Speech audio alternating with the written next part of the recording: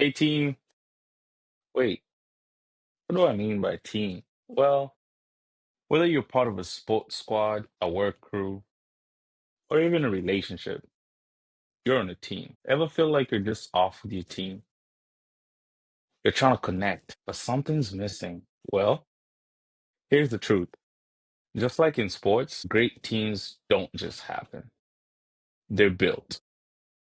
So today, we're talking about how to create that winning chemistry in any relationship or a team dynamic. Let's get into it. Think about it. When you're on a sports team, you don't just show up on game day and expect to win, right? I don't know any team sports that plays that way. Typically, you have to go to practice. You have to do some drills. You have to learn each other's strengths and weaknesses. You have to build trust. Well, guess what? The same goes for any team, whether it's your relationship, your family, or your friend group. You've got to put in the work to create that harmony and spirit of collaboration because teamwork thrives on those two aspects, an environment that creates harmony and collaboration. But here's the playbook though. To build team chemistry, you've got to instill good habits.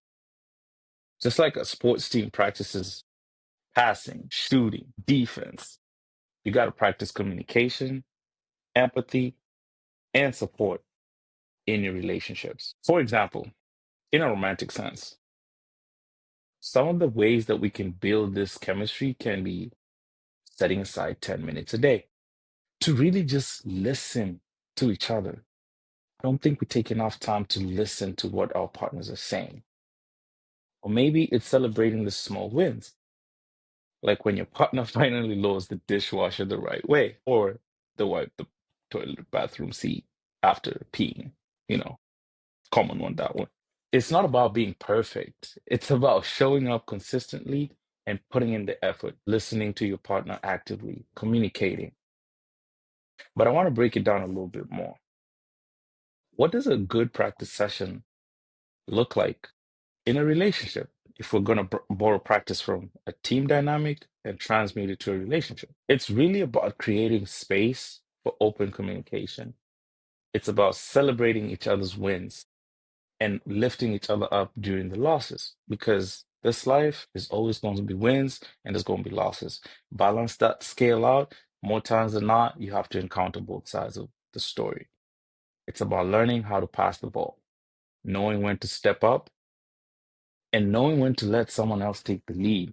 Sometimes we focus so much on ourselves that we forget to let the other person shine in the elements that they do best. And most importantly, it's about showing up day after day, even when it's hard. Teams got to practice even when it's raining. Same thing for us. The hard times don't mean we stop showing up. We got to show up every day. Now, here's the thing. Team chemistry just doesn't happen overnight. It's a process, just like anything else in life. But when you put in the work, something magical happens. Start to trust each other more. You start to anticipate each other's moves. You start to flourish together. And that's when the real magic happens. When your team becomes greater than the sum of its parts. There's a famous saying in sports, nobody is greater than the team. And there's a famous saying in my culture that says if you want to go far, go with people. If you don't want to go far, go alone. Something like that. So whether you're on the field, in the office, or at home, I want you to remember this. Chemistry is built, not born.